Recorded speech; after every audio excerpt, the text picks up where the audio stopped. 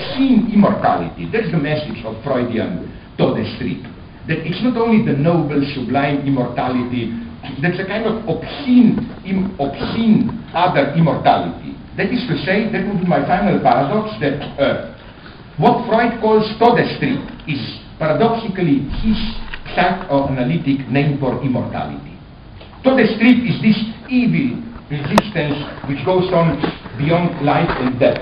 And now to really conclude, just two examples just to make it clear to you, or there are many other examples from cinema, from stories and so on. Now let me read you, I'm sorry that in English, an entire fairy tale. Don't be afraid, just 6-7 lines.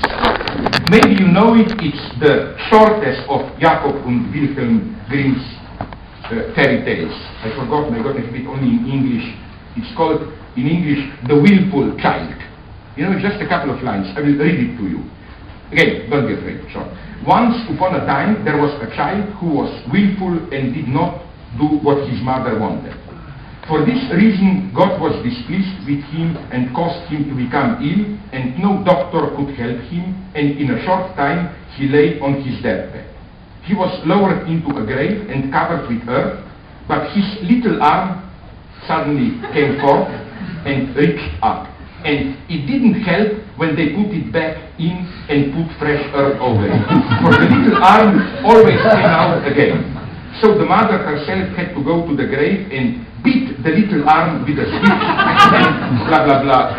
But you know, this weird insistence, it's like don't you have this wonderful German story, you know, of the two Max and Moritz, the two, isn't it that when they die, they are, I think, in some mill for grain, but then the indication is that when they are turned just into dust, the dust still has the form of their grinning faces. You know, they are so evil that, or, you know, this is Todestrieb, this insistence. Or, you know, for example, Andersen, Red Shoes.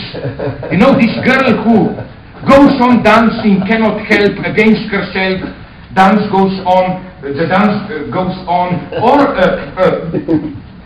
of course, it's crucial that here we have the hand as the agent in the Grimm's fairy tale.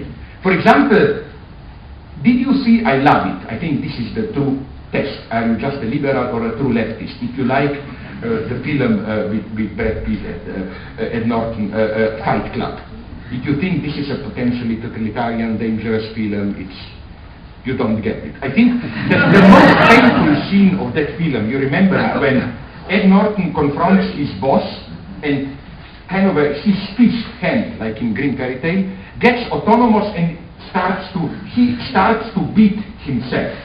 This is death drive at its purest. This autonomous organ starting to strike back and so on and so on.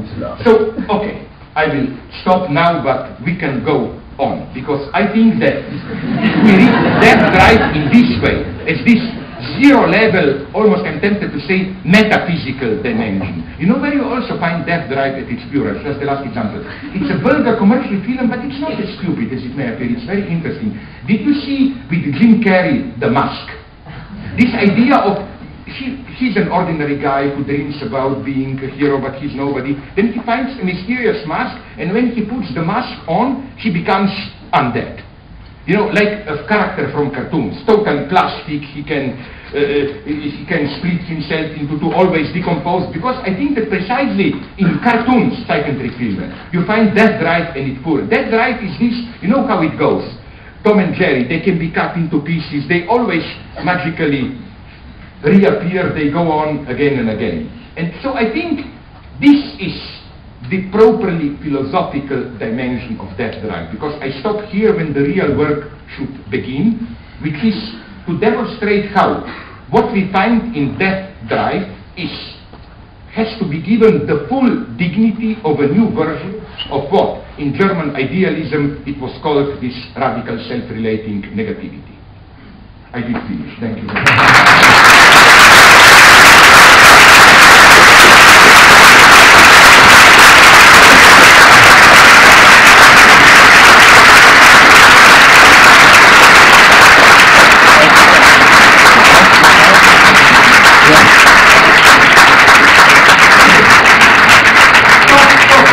reminds me of my beloved. I read somewhere that when Stalin was old, some 40, 50, that's important, they were little, generals came to give him some medal, and they were all, just 40, 50, and they applauded.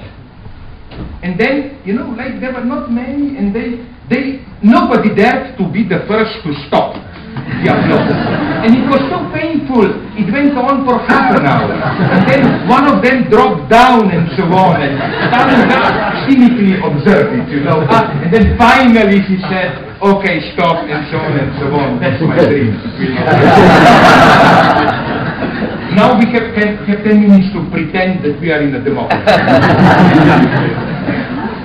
So thank you very much first, and then yes, I open for questions.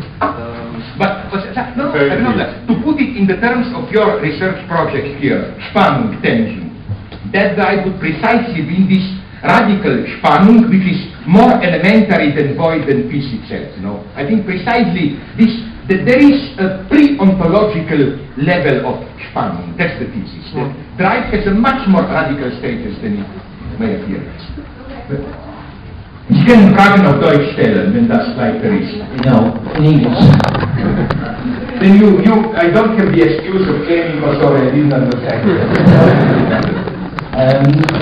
Thank you for the lecture. I have a question for you.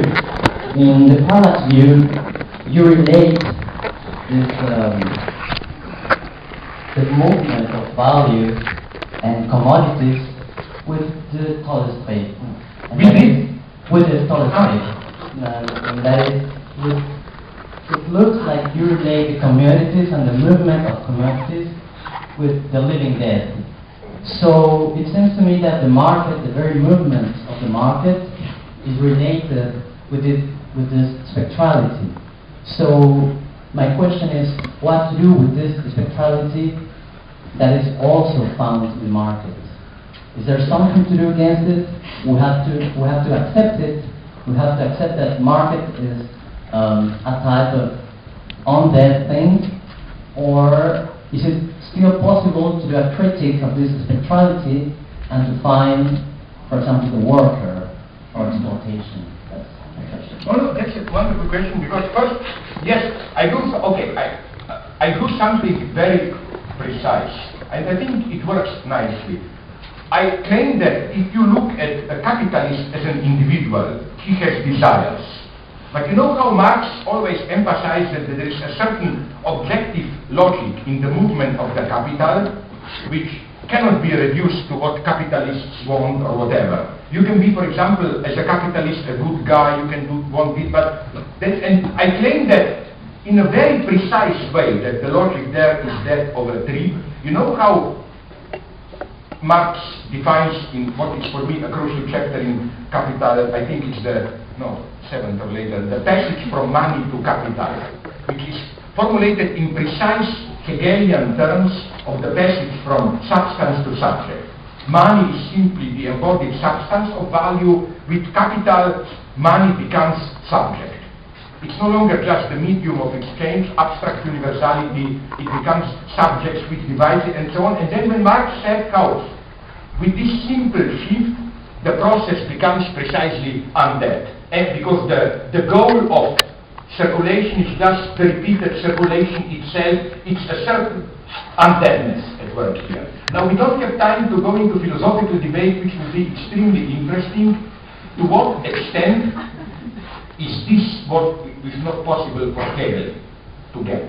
Because capital is at the same time something monstrous in Hegelian terms.